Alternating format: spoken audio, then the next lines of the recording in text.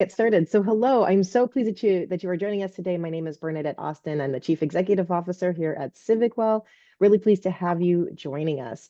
So CivicWell has been around for over 40 years, and I'll ask my colleague Heather, who is staffing the CivicWell webinars profile. You can direct questions to her if you need any support, but I'll ask if she can put our webinar series link in the chat. You are probably already aware of our webinar series. We're about halfway through, but we have two really exciting programs coming up in the next couple of weeks. So next week, we will be talking about CEQA, and then on Election Day, we will be talking about the future of the what's now called Cap and Invest program. So I encourage you to join us for those. So please register. We've had some excellent programs to date, and again, through that link, you can find more information, including the slide deck, recordings of the webinar, and any additional materials that folks have found valuable. So again, for today, if you are joining us live, thank you so much for joining. You get to direct your questions to our wonderful guest speaker, but it is going to be recorded and the slide deck will be made available after the fact. So you're welcome to review these. Don't feel like you need to, snap screenshots. This will be available for you to review later. So with that, we're really happy to have you join us. So I'm thrilled today about today's topic, the future of the circular economy. And as you'll hear, and probably one of the reasons that you're joining, this is a really multifaceted topic. So you'll be hearing from our speaker a little bit of, sort of a 101 about the circular economy. What is it? What comprises it? And also why it's important. I also know that we have a variety of folks who are joining us from a variety of different sectors and levels of experience and familiarity. So please do, we have people who are very seasoned professionals and familiar with this topic, as well as people who are new to this topic. There's no such thing as a dumb question. As many people have already discovered, we are soliciting feedback during this live webinar in two ways. One, using the webinar chat. So you can look at the bottom of your screen, select the dialog box for the chat function, and just make sure that you use the blue drop-down button to select who you want to talk to. Generally, the hosts and panelists is who you want to chat with. If you do want to talk to everyone, that is an option. I also strongly encourage people to use the Q&A function. So that is a dialog box with a question mark in it. And if you're not familiar with that, you can pose questions that can then be responded to in writing during the webinar, as well as at the end. We are planning to host an opportunity for questions to be responded to live. So do put your questions in the Q&A or the chat, and we will message you if and when we get to your question. Will depend on the volume of questions that we receive today. We will be ending the webinar right at noon. So really thrilled to have people here. If you are amenable, you are welcome to introduce yourself in the webinar chat. Again, you can select hosts and panelists or introduce yourself to everyone. We'd love to hear geographically where you're coming from and perhaps what company, organization, or agency you might be representing. And with that, it is my honor to introduce our speaker. So I'm really thrilled to have this speaker. Ms. Heidi Sanborn serves on CivicWell's board of directors, which is wonderful to have her here. But she also is an esteemed professional in a couple of different industries. She serves as an elected director for the Sacramento Municipal Utility District, or SMUD. She represents Ward 7.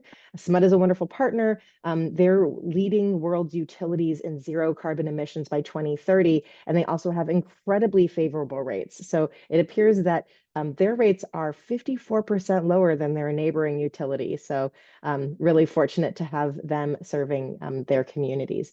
However, today she is joining us in her capacity as an expert on the circular economy. Her environmental leadership includes serving as the founding CEO for the National Stewardship Action Council, who she's speaking on behalf of today. During COVID, she grew the organization to be the most impactful non-governmental organization in the nation by advancing EPR to conserve resources, reduce costs to local governments, and create remanufacturing jobs while advocating for a circular economy and producer responsibility policies. So there's a lot that I can say about NSEC's wonderful work, but I'm going to let Heidi take over from there. So with that, Heidi, we'd love to hear more from you, and we'll share and you can share your presentation momentarily. Very good. I thank you so much, Bernadette. We're so lucky to have Bernadette as our CEO of Civic Well. So thank you for that. But today I'm wearing my garbage hat and talking trash. So I will just briefly say I've been doing this for, pushing 4 decades now, all based here in Sacramento, but I work nationally nowadays doing this work across the country. So I'm thrilled to see people from Missouri and Indiana and other places, as well as California, because this does apply to everybody. Let me go ahead and share my screen because I think I have some slides that will be extremely interesting for you. Uh, and let's get into this. So I was tasked with, let me get my slideshow up from the beginning. There we go. We're talking to you about the future of the circular economy, and please feel free to put your questions in the chat and in the Q&A. And Bernadette, why don't you go ahead and just let me know when people have questions that are like, really they can't understand Will what I just said. do. Okay. Yep. Because I want them to stay with us and feel, but also if there's something that's really burning and you really want me to answer it before the end, that's fine. This is for you. So I want you to get the most out of it. Um, so the National Stewardship Action Council is a 501c4. So we lobby, and we're 10 years old now. We lobby across the country, nationally and in states and local jurisdictions, to advocate for a responsible circular economy. And I'm going to talk about what that means. But I started my career as a consultant, and then and helping local governments in California develop their first solid waste management plans and their hazardous waste management plans. And I thought that wasn't a good use of my time because it seemed like we were getting paid a lot of money as consultants to do the same thing over and over and rubber stamp, and nobody was even reading them. And then I decided I'd go to be a regulator. So I went to Cal Recycle. And within a couple of years, I was promoted to be advisor to the chair. I skipped all the way up to policy advisor to the chair. And that from 2000 and 2002 is where we got into the strategic plan of California, the goal of zero waste, and getting there through extending producers' responsibilities, EPR, beyond the sale. Because I thought that's where we're going to turn off the spigot. And local governments just could not handle everything in the free market coming at them and being blind to what was coming. So I got very excited about that and decided to come out and be an advocate. And I haven't left advocacy because, quite frankly, I think we need reasonable people in advocacy who understand government and understand the private sector as well. So I'm going to talk about the future of the circular economy, what it means, and how local governments can advance and benefit from it, and give you tools that you can use when you leave here. And you're also going to have access to this PowerPoint. So again, we've got a C3. We've also got a C4. The C3 is the Stewardship Action Foundation. Local governments and governments normally will join that one because they don't have to worry about the lobbying rules. But we use that arm to do the education and outreach, to do the lobbying work, because the lobbying work's the hard part. And I'm quite frankly very good at it. It's my passion, and I figured out our system here in California and beyond. So we've been very effective at passing things that really help local governments. And our unique role is that we bridge policy, industry, and environmental advocates at the state and national levels. Because I've done this so long, I have connections pretty much throughout the world. I've spoken all over the world. I keynote in everywhere from Perth, Australia to Zurich, Switzerland. So I know the people around the world doing all this work, and we bring, I want to call cherry pick, we bring the best policies back to California and try to get those passed. We also learn from the other states. If they've gone first, we make sure we do it better. And that's how it should be. And I help other states now build off what we've done in California, leading for at least 10 years on EPR, producer responsibility.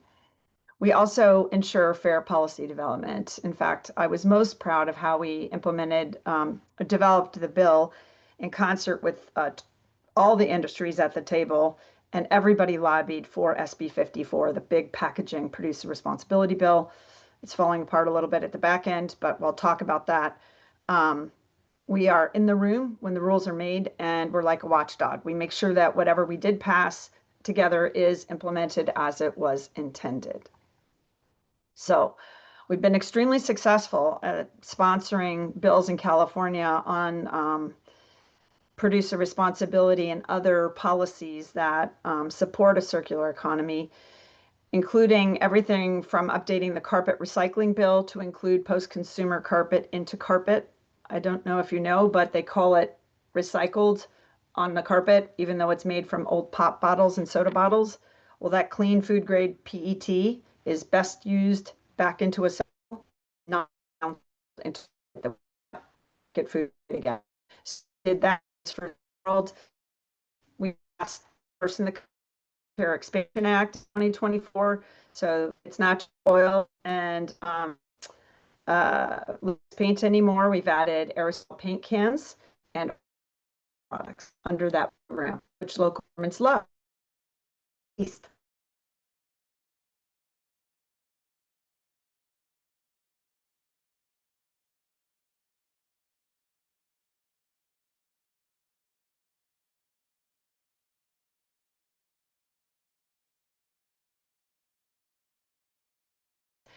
I'll talk about that briefly and can take questions on it. Mercury Lamp Pollution Reduction Act, we actually passed that with Ash Kalra and Senator Becker to ban the sale of mercury-containing lighting because that's also a tool in the toolbox to get to a circular economy. Turn off the spigot on the toxics. They make it very expensive and hard to collect and manage and recycle. And there's many more that I'll talk about throughout, but you can see I've been very active for a long time in this space in California. But what I start with is the bathtub when it's overflowing. You know, what is the first thing you do? You don't grab the mop. You go turn off the spigot. But what we have been doing in this industry is over the 100 years, we've gone from just organics and natural materials in the waste stream that were biodegradable to much more toxic, complicated, and what I call horrible hybrid products. We have got to go turn off the spigot. And we've been mopping. We're like mad moppers, and we will never catch up, and we will never get it all. And the costs are outrageous. So I'm trying to get to that spigot and turn it off with policy. And I need your help. And we all work together. Many of you, we've already worked together to do some really important work. So I'm going to talk about that. So the circular economy, a lot of people are throwing this term around now and saying, oh, well, you know, it's circularity. Well, no, it's not just recycling. Recycling is recycling. Circular economy, according to the Ellen MacArthur Foundation, is when we design waste and pollution out of the system at the beginning. It's turning off the spigot. Then we keep products and materials in use. And we have two types, basically. One is the organics that nature made and can digest. And the other are the industrial products like plastic that nature cannot digest and shouldn't escape that system, because if it does, it's pollution. And then we have to go back and fix all the systems in nature we have harmed, which is everything. We are now polluted with plastics. The average woman in the United States has 240 toxic chemicals in breast milk that we're feeding our babies. We have a huge problem of chemical exposure, cancer, fertility rates have dropped 50% in 20 years. And we're on track to have like zero fertility in 2040. And that's not an exaggeration. You can read the book Countdown. So we need to decouple our economic activity from the consumption of finite resources and follow this, because if we don't, we're just hurting ourselves. So the policy tools that we can use to achieve a circular economy are broad. There is not just one. I happen to be the expert in EPR, but we've done all these other things too. Like I talked about banning the sale of products like mercury containing lighting. Why did we ever put mercury in glass and give it to every person in the country? That's kind of crazy. And it ended up breaking and causing mercury to volatilize and people to breathe it. We have LEDs now. We didn't need that anymore. And they're more efficient and they last longer. The truth in labeling. Why is that important? Because if they're lying to you on the label and telling you with a chasing arrow something is recyclable and you put it in the recycling bin, then we have to sort it out if it's not recyclable, which adds to costs. And then everybody's wondering why their bills are going up. People buy things based on those labels. So if they're being lied to on the label, that's greenwashing and it's undermining our entire free economy, because that is the signal that causes the purchase. and that leads to the downstream costs. Right to repair is very important. When I was a kid, things were repairable. We could repair the Hoover vacuum. I bought a Hoover vacuum. I took it in for the first repair to the repair shop, and they said, no, it's cheaper to buy a new plastic one because these don't last anymore. And I said, I bought it because it was repairable, I thought. So we have to get back to repairing, and we did pass a law on that in California. Product stewardship is a little different than extending producer responsibilities with law. Product stewardship is more when the public has to pay. Maybe the producer runs the program. I don't like that model. I'll explain why. But it's also when the producers of products work with others voluntarily to do a program, which we always appreciate, but we don't often see. And then sometimes we use deposits to increase collection rates. That's very effective on bottle bills, but we've also added it to mercury-containing thermostats, first in the country to do that. And there's a lot of questions we ask ourselves before we choose a policy tool. How toxic is it? Are there safer alternatives on the market, or are they coming? What have other states done? What have other countries done? And how is the state determining if that product is hazardous? That's a whole nother problem because we're, in my opinion, calling shampoos and all this other stuff toxic that we put on our skin, and it's causing a lot of waste management costs and problems. But EPR is a key policy tool, and that's the one I've advanced probably more than anybody in the country, using the California as the base, but now in many, many other states. I think we have 78 laws across the country now. But I also want to highlight this. There's another reason to do this work, and that is our worker safety.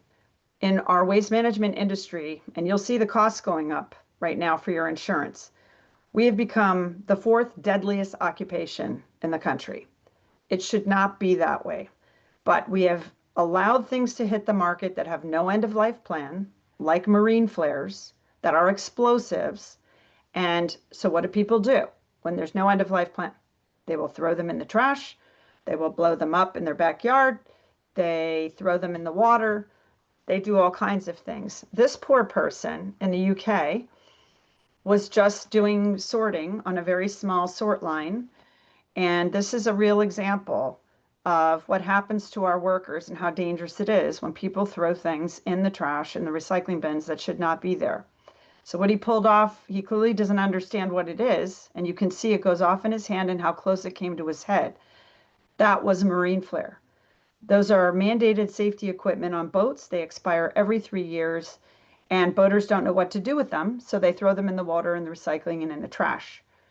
That's extremely dangerous. And I don't have the video up to play this other one, but this was an oxygen tank exploding out of the back of a truck, a garbage truck in Ohio this year, and it blew up onto the 2 workers in the back, started the entire truck on fire. They did a fantastic job getting it out, but we lost a $250,000 truck and almost had those people severely injured. And it was an oxygen tank somebody threw in there that shouldn't have gone in there. So it's very, very important we make our industry safer to get our insurance costs down. And I believe we're going to be an uninsurable industry within 2 years if we don't get this under control. And that is a lot to do with what people are putting in the trash. The pictures to the left are 2 long-haul trucks from San Mateo County that burnt to the ground.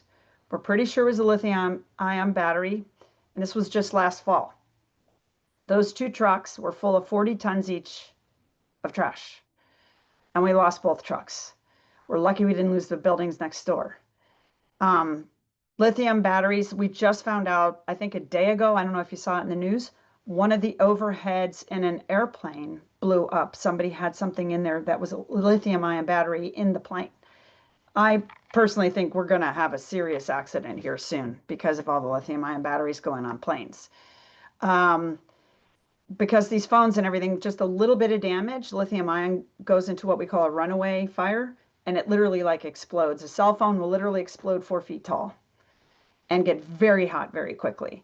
So I am on the National Solid Waste Association of North America Advisory Board, and we are 5,500 professionals from all of North America, Mexico and Canada. And we came up with a statement urging the brands and policymakers to take quick and decisive action to prevent fires and stop adding new products to the market that pose a danger of fire or explosion.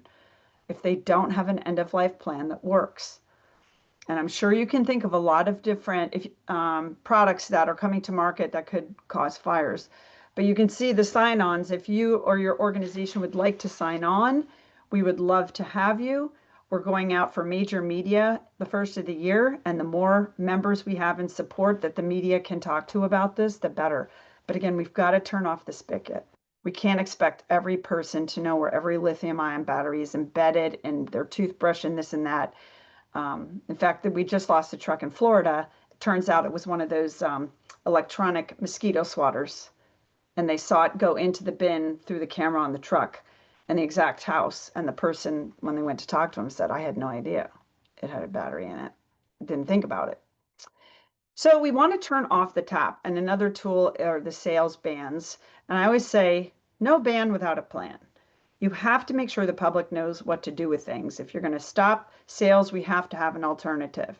In this case, it's those 1 pound propane green gas cylinders you see that you use maybe camping. Those are a huge problem for parks. If somebody spends 30 grand a year just trying to manage them, they have to be crushed, punctured, evacuated, remelted, and all of that greenhouse gas footprint for just a quarter's worth of propane.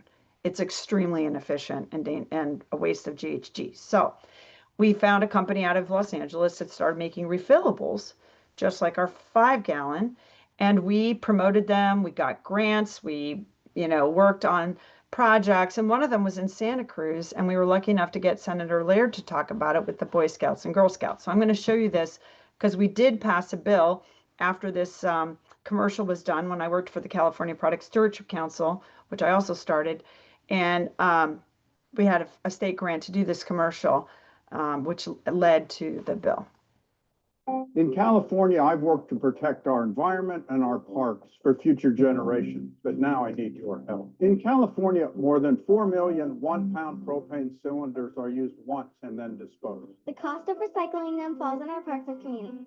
However, if you use refillables, the money saved can be used for parks improvement. Our troop saves money by fueling our car with refillables. Visit your local retailer for more refillables or visit refuelyourfund.org for more information. So if you're not promoting that program, you can start promoting it right now.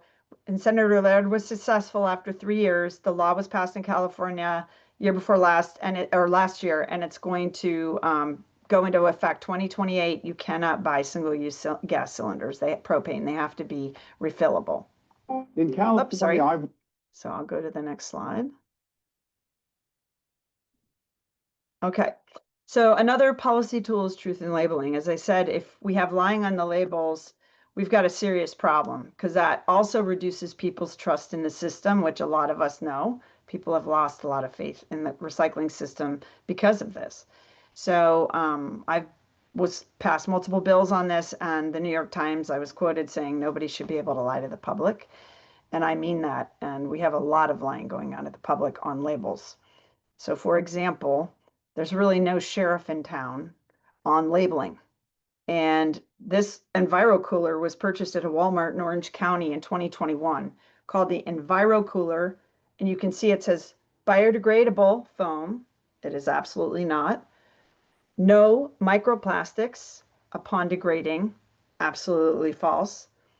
6 is, you could say it's recyclable, but not to our standards. Almost none of it is because of its weight, and you have to crush it and all the beads get everywhere.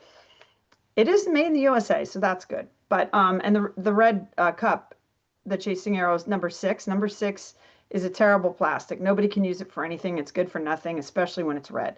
So at the end of the day, when people buy these things because they think they're recyclable or compostable or biodegradable, they don't worry if that EnviroCooler is all broken up on the beach. They think it's just going to go away. Or the cup is just going to be recyclable. They throw it in the bin. Then we got to sort it out. Then our costs go up. Then people get mad. Why are the costs going up? I did the right thing. I'm buying the right thing. I'm putting it in the right bin because they were lied to on the label. So we really got into this truth in labeling effort, and we sponsored 3 bills that passed. One on the removal of the Chasing Arrow in California.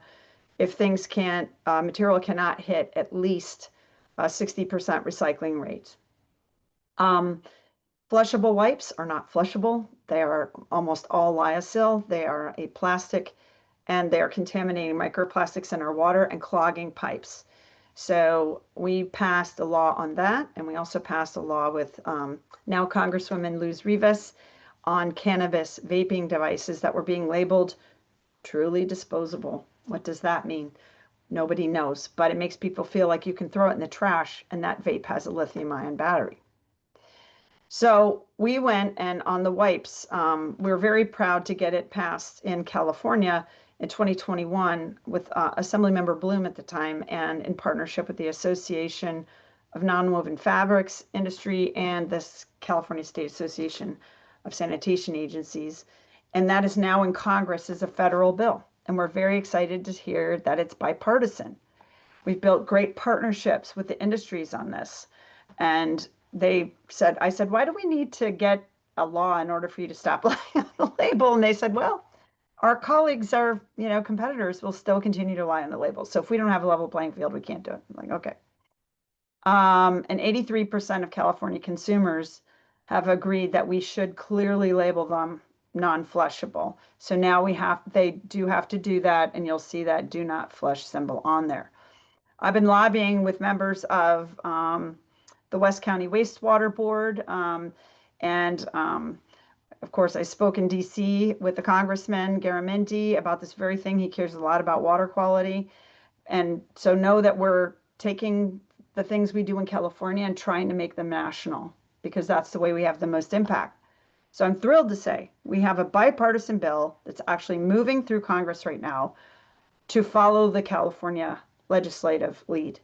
And it is time to spare the public about these lying on the label because then it's mean. I told the industry it's mean because people flush things thinking it's biodegradable. Their whole system gets clogged. And during COVID, what that led to is a lot of expensive repairs and damage at a time when they were already under tremendous stress.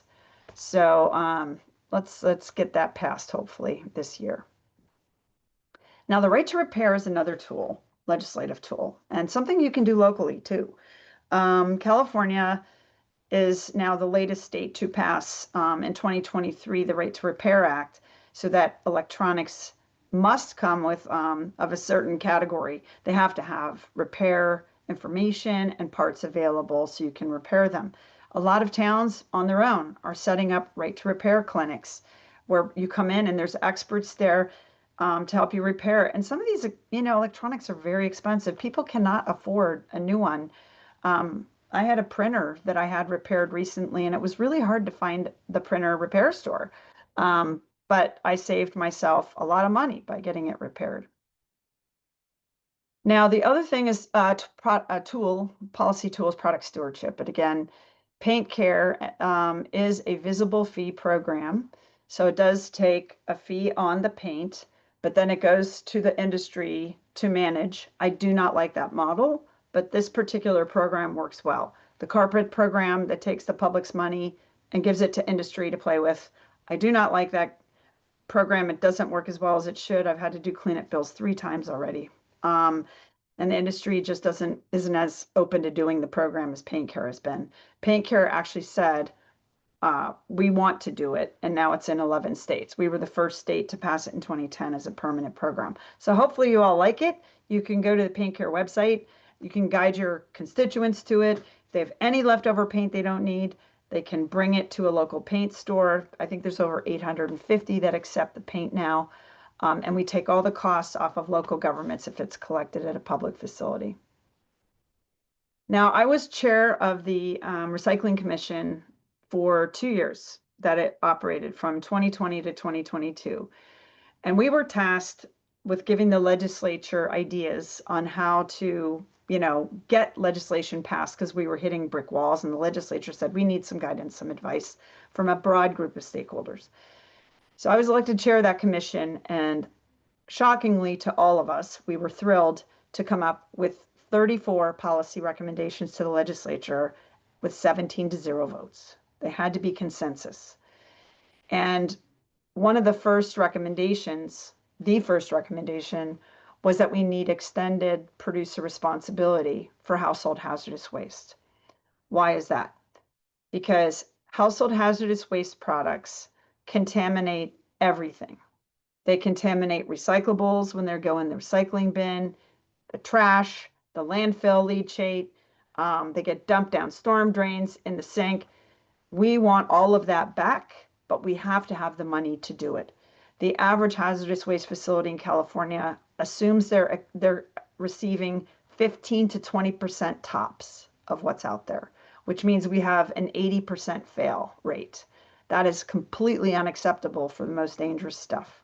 And as you can see below, in 2023, California Waste Recovery Systems, or Cal Waste down in Galt, we went and visited their facility that only accepts blue bin recyclables. And it turns out they had a hazardous waste facility in the back lot. And I said, why do you have that? And they said, because we're pulling 183,000 pounds of hazardous products out of the clean recyclables in the blue bins at a cost of $150,000 a year. And I said, you just made my case for a hazardous waste bill. That is ridiculous. And we all know things leak, toxics, and they even say on a lot of the labels for diazinon, for example, triple rinse, throw in your recycling bin. Well, what if you do that? What if we don't know it was diazinon? Plastics absorb chemicals. So you've just put into a bale, clean bale, going to food grade plastic, a diazinon container. That doesn't make me feel comfortable. And I'm trying to stop this. I actually am trying to figure out how to get a color coding so all hazardous waste is packaged in plastic in black. So that way we could see it and know exactly where it needs to go for recycling. Nonetheless, we've been able to pass a lot of individual household hazardous waste legislation in California. Some groundbreaking, like our medicine and needle take back bill, made the producers pay. But we started with this whole thing in 2008 with mercury thermostats and recalled products. The lunch boxes were coming back into hazardous waste facilities because they had lead paint on the kids' lunch boxes. And then we said, why are they showing up in public facilities when they weren't supposed to be sold? That's externalization of costs. We want the producers to take that back. That bill is not as effective as it should be. And our colleagues at the California Product Stewardship Council are going to run a bill to fix it and make it more effective next year. But we were the first to actually do it in the country. We did it for 5-gallon egg pesticide containers, mercury thermostats. That was the first bill I worked really hard on in 2008. Medicines and sharps, took us years to get that. That was a big litigation. I'll get into that all the way to the U.S. Supreme Court, but we won. And it started with Alameda's ordinance. Loose batteries, then embedded batteries and products. We got those done in 2022. We finally were able to ban the mercury containing lighting, which also was very expensive to manage at end of life, and expanded paint care to all paints in 2024. So we've gotten a lot done. And these are all models, and some, I'm happy to share with other states how we did it and what I would change knowing what we know now.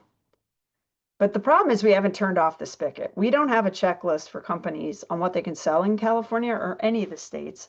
So they sell whatever they want, and then we react. And I don't think this is working at all. I mean, for example, vapes should never, in my opinion, hit the market. They are an electronic with a lithium-ion battery that has either cannabis or tobacco. Both are controlled substances that have to be handled differently. And they are just a disaster for the waste stream, and they're a disaster for schools. And they're causing fires in our waste stream. You can see Fire Rover tracks the fire incidents in the waste industry, and they have just absolutely gone directly aligned with the vapes hitting the market. So we have got to do something about vape waste and address it. I don't know if you know this, but companies, Amazon and others, are selling products to your kids. I don't have any. I just try to protect everybody's kids, our community kids. But they are targeting kids. They are trying to teach them how to hide their vaping problem from their teachers by hiding those vapes in hoodies, strings, highlighters, Sharpies, sippy cups. Not an exaggeration. You can do a Google and find them all yourself. So Alameda has contracted with us to do a school district project. We are going to be working on the next 2 years. We're trying to identify which district right now. And we've got to teach the teachers how to identify these vapes because they're being hidden. But also, we've got to collect data on the collection and disposal. Schools are being inundated with these vapes, and they're hazardous waste. If they remove the pod and separate the electronic for recycling, you'd think they could do that, but they can't because that's called treatment under DTSC law. If they treat it, then they have to get a permit. So we're trying to change all of that. I'm working closely with the Regional Council of Rural Counties on legislation to do that. And I'm trying to introduce a bill next year on vapes that I want to share with you in a minute. Household hazardous waste. We tried with Senator Ben Allen, who's been a real champion for producers taking responsibility. He's out of Santa Monica. We co-sponsored the bill with the Regional Council of Rural Counties and the Haulers Association, RRCC. They've changed their name twice, so I'm confused. Can never remember anymore what their name is. But it's the Small Haulers Association because we all want hazardous waste out of the waste stream. And we've introduced it, and it included vaping devices. And the only other state that's done this is Vermont. We've had a lot of supporters, but the opposition came in hard and said, nope, we don't want it. The Chemistry Council, Cal Chamber, etc. So we pivoted because the paint industry came to us and said, we'll take all our paints, not just the ones we already had in the program. And we said, awesome, go for it. We'll let you do that. We'll pare the bill down just to that paint care expansion. So that's one of my lessons is, when the door gets tight, but you've got a path to get something done, get the something done, and then go back at the rest. And that's what we did. We are also thrilled that LA County has decided they're going to start leading if the state won't on hazardous waste. They took a vote 5-0 in January to direct their staff to come up with an ordinance on EPR or sales bans for hazardous waste locally. They're spending $14 million a year in LA County. They estimate 20% of what's out there. That would be a $100 million program if they were to get it all. The dangerousness, the fires, all of it, they want it done. Plus they had the fires, and the fires in Pacific Palisades, it really led to them understanding how many hazardous wastes are stored in homes because they don't know what to do with it. And that all ended up in the air. And it was horrible. The arsenic levels were so high and so forth.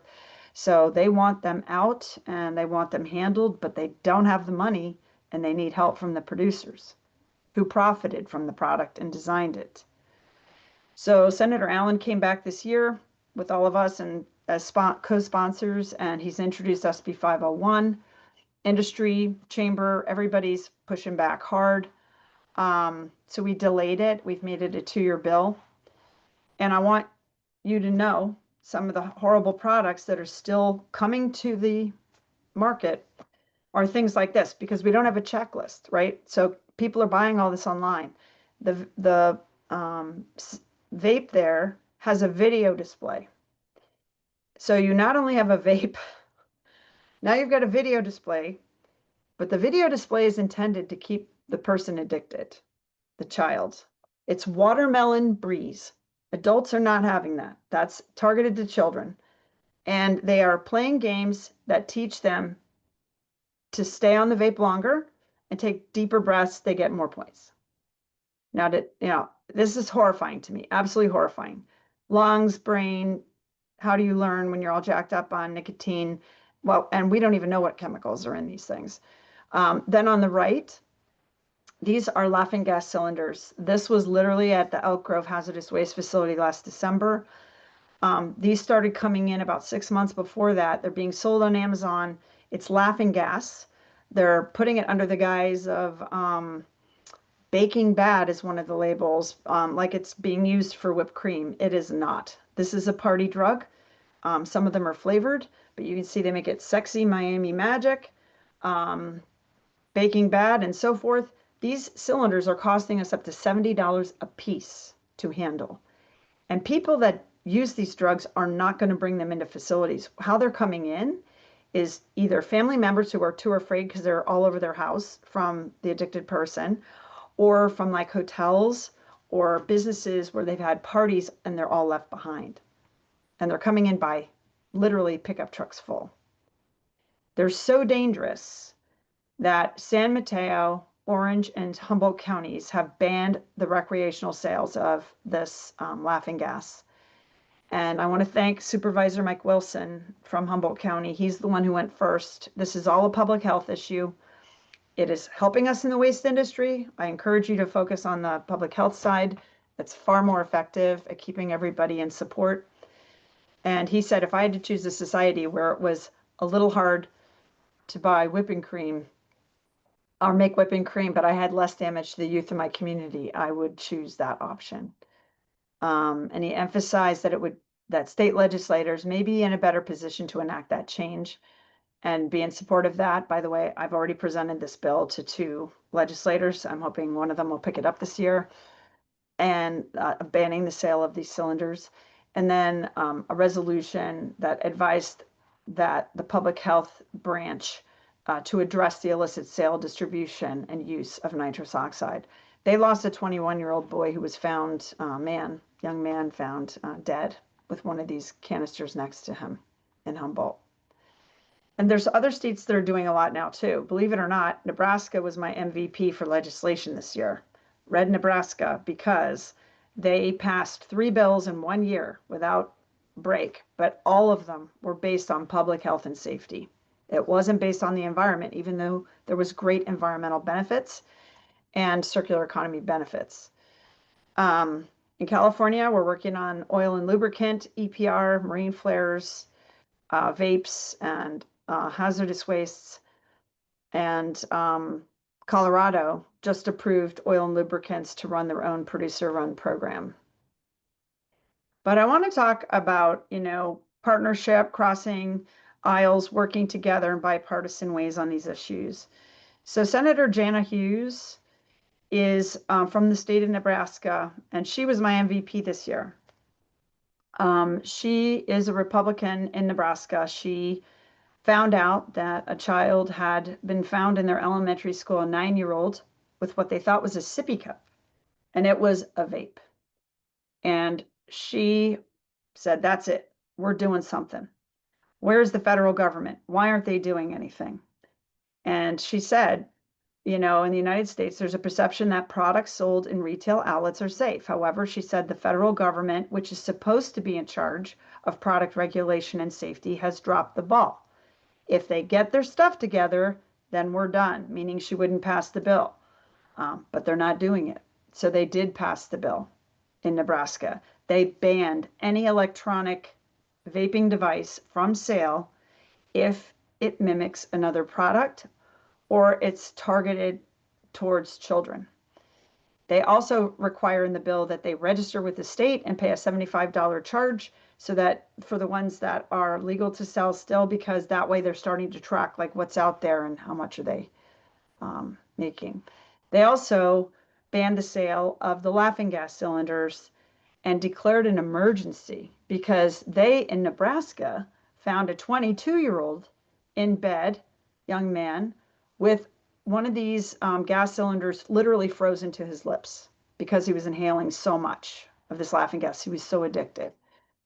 So that's how we're getting things done in any state. It's public health and safety and costs, worker safety.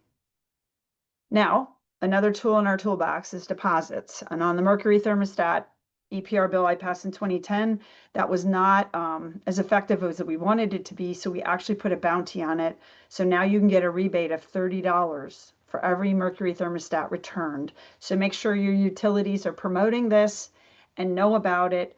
All the contractors know about it, because that mercury in just one mercury thermostat is enough to poison an entire lake. And they're in glass little tubes that are in those, and so they break. They're just like the glass lighting, except the amount of mercury is so much higher. It's the largest pool of mercury in the public's hands, so please help us get those back and promote that program. Now, we did pass the big packaging EPR law, and I'm going to wrap it up here in just a minute. This was, I think, the right process. We got all the people in the room. We had literally 80 meetings in 8 months, or 100 meetings in 8 months with 4 additional subgroups. And we lobbied together to pass, I think, the only circular economy bill in the world that I know of that does turn off the spigot, keep materials in motion, and clean up the natural environment. We got a $5 billion mitigation fund for plastic pollution to be cleaned up in California starting in 2027. The plastics industry has to pay for it. Nobody else has done that in the world. So the key features of it are that every package has to be recyclable or compostable by 2032. We have hard recycling rates and dates. Up to 65% has to be recycled by 2032. We have source reduction, not just by weight, but by unit. And we have to do some of that through reuse and refill, going back to the old reuse and refill systems that I remember as a kid, refilling my glass Coke bottles and milk jars. So that we're proud of that, but there's been problems with the implementation and the regulation. I'm happy to get into that if people have questions. Bills that have become law that we're really proud of, turning off the spigot on toxics, include the PFAS bills that did become law in previous years, that DTSC can enforce against those toxic PFAS chemicals. And we banned them, and believe it or not, they were in menstrual products. I mean, it's just, again, no truth in labeling. How was anybody supposed to know they were in there? Nobody was required to label. The governor's desk, unfortunately, he just vetoed the ban on products with PFAS, including the cookware. Not a fan of Rachel Ray. She kept coming in and really pushing on that about the cookware when we have safe alternatives. I've been buying safer alternatives for years. And we have a phase out in firefighting gear of the PFAS, which did get signed. So we're very happy about that. Also vetoed was the Borner bill banning the sale of products with microbeads and glitter. If you see any products that have glitter, that's plastic and it's microplastics. And you see little girls with all this glitter gels and on there, that is microplastics that get washed straight into the water system that we cannot get out. So please help us educate people on that. But unfortunately, that bill was vetoed, and I'm sure it will come back. In the trenches to get this stuff done, I've started the California Foundation for the Environment and the Economy study trip called the Recycling Challenge Study Trip. We bring legislators together with local governments. We've had LA County and some others on those trips. We build our bench. We teach them and show them how these bills can work in Canada and other states. And we do this mission-driven work across the country. If anybody would like to join us, we would love to have you. We have working groups. We partner with our local governments. I've helped pass ordinances all the way to the U.S. Supreme Court challenged, and we've won on interstate commerce clause for the pharmaceuticals. We provide expertise and insights. We're working, we just started a new textile circularity working group nationally, so you get to hear from others around the country. Could be good for you or your staff. And we've started a whole campaign about reinvesting in the U.S., Remade in America, because we have to change the dynamic. Nobody can cite a landfill, really. It's extremely difficult, or an incinerator. We've closed them all in California. We've got to collaborate. We've got to reinvest in our communities and our jobs here in America, and pretty much nobody disagrees with that. So we appreciate all of our many supporters from California and beyond. And I'm happy to take questions, but my goal is that 10 years from now, nothing goes onto the market that doesn't have an end-of-life plan. Yeah, thank you so much, Heidi. If folks want to give a virtual round of applause for our speaker, we much appreciated. So this has been incredibly insightful, and I've got a couple questions to kick things off. Again, if you are interested in posing your question, please use the chat function or the Q&A function.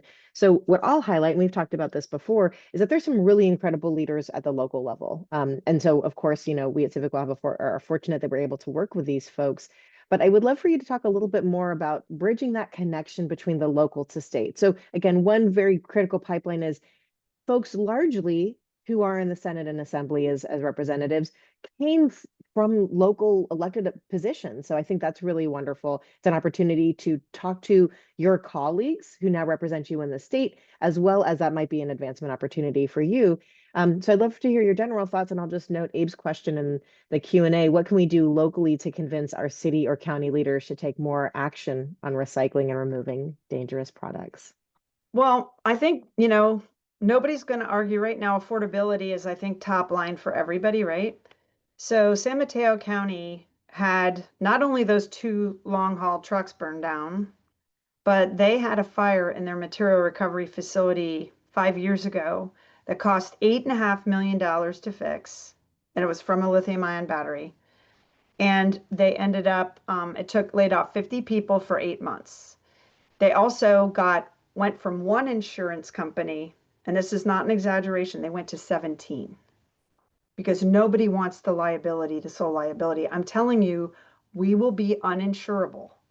Facilities will not be able to, we are setting things on fire from collection in the cart to the truck to the recycling facility, the sorting facility, and the landfill. I don't know if you all know, but LA County's landfill has been on fire so long they closed it. Chiquita Canyon got closed January 1st for good. That was a third of LA County's disposal capacity right the week before the fire. And we don't know what caused it, but it's a reaction fire really deep. And I believe it's all these chemicals and batteries and everything down there. We can't put it out. And it's very dangerous to people around. So I think the cost argument is the number one thing for me. And I've said repeatedly, I have this little guy here. He's a little dumpster fire. I don't know if you can see him, and I have my little dumpster fire pins on, because if we don't stop the fires in this industry, we're not going to be able to operate. We will be completely uninsurable very soon. I would argue that start with your cost arguments, your worker safety arguments. The waste haulers do not want these toxic things exposing their workers and blowing up their trucks. So if you can get agreement with them, get them, like they've been our greatest allies in passing state bills. But sometimes you need to do things locally, like we couldn't get the state bill on medicines and needles until Alameda County passed their ordinance. That got sued by Big Pharma. Then we passed it in San Francisco, then Marin, then San Mateo, then Santa Clara. We ended up with 12. And when LA was going to go, that's when they came to the table. So I said, this time I'm going straight to LA because that's 14 million people. And that's what we did with this hazardous waste. So the ordinance is going to come out pretty soon for LA County, and they'll take it up. My understanding is that's the plan. And that will drive the discussion on the rest of the hazardous stuff. But I would focus on the hazardous first for public health, safety, and costs. Yeah, absolutely. I think and I'll just repeat what you just said. So public health and the health impacts are really critical. The risk management and mitigation, and frankly, the liability is a huge consideration. But I was wondering if you want to talk a little bit more about cost, because you and I were also talking about how, right now we are really focusing on the kind of regulatory side.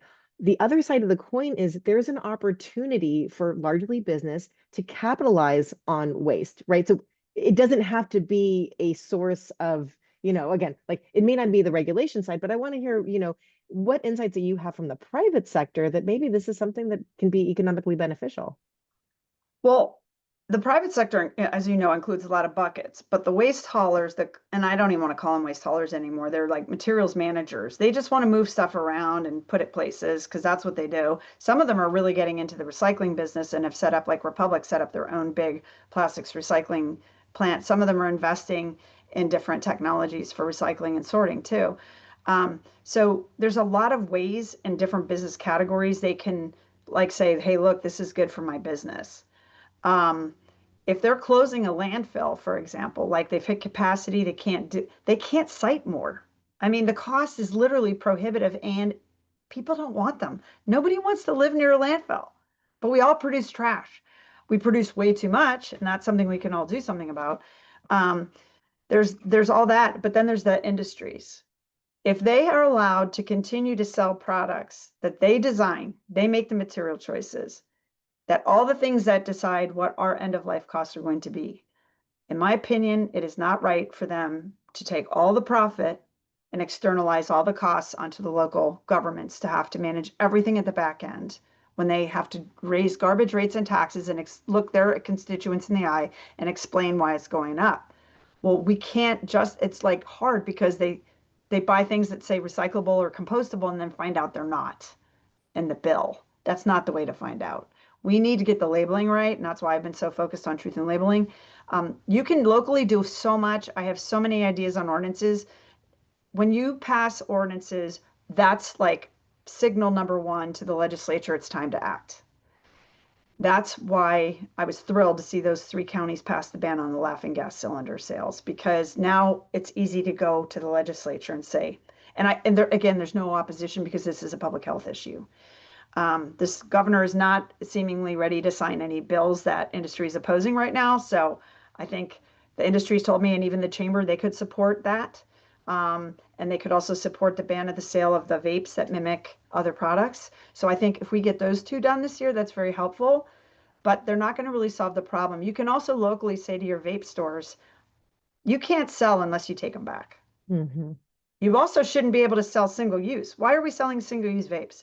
They can all be reused if they make them reusable. They're just a little more expensive, which, by the way, makes it harder for the kids to afford because they're buying little $1 puff bars, and that's easy access for them because they can get everything online now, where we couldn't do that when I was a kid. You had to go to the store and nobody'd say, no, no, no, you're not buying cigarettes.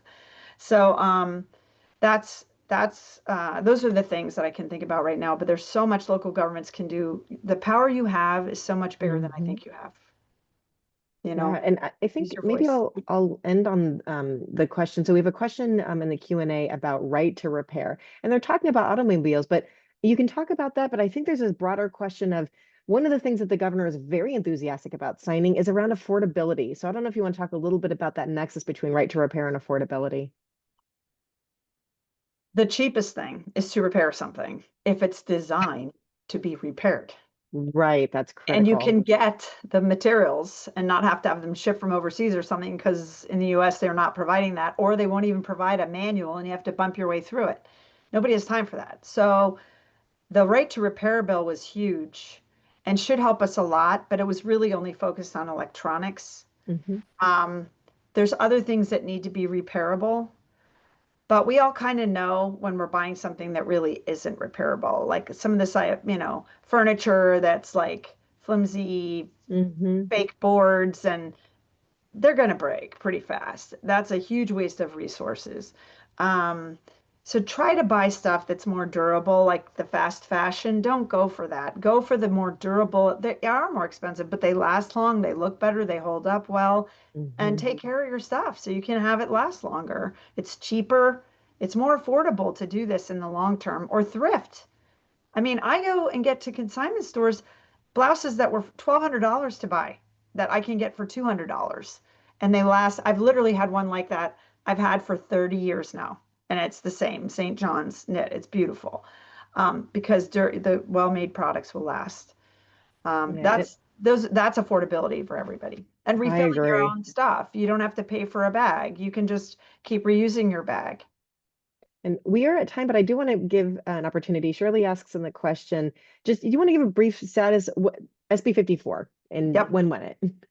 So the regulations, you can look at my website. I did a pretty harsh testimony last week. Unfortunately, the governor's office has intervened on the regs process at the very last minute and delayed them after 2 years of negotiation, getting to OAL, pulled them back, delayed them, and then when they came back out, they had, language that clearly was put in there by industry.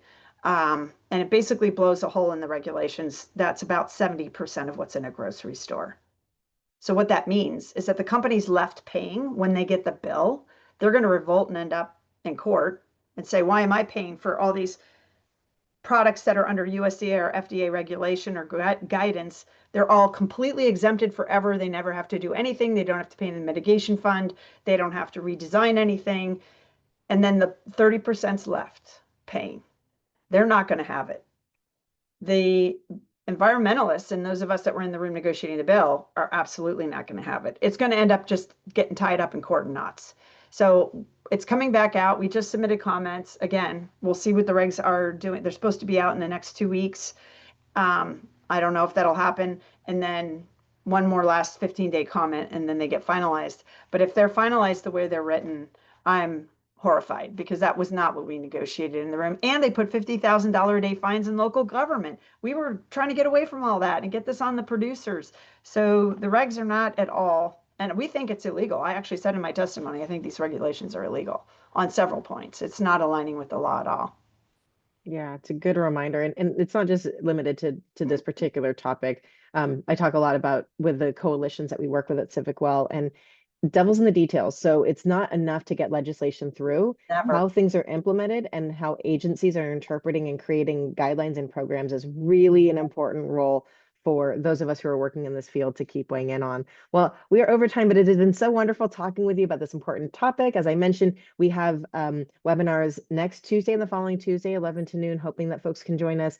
Please join me in thanking Heidi for her wonderful insights. And thank you so much. And follow us on LinkedIn. And thank you so much for being here. Happy to help anybody who needs it.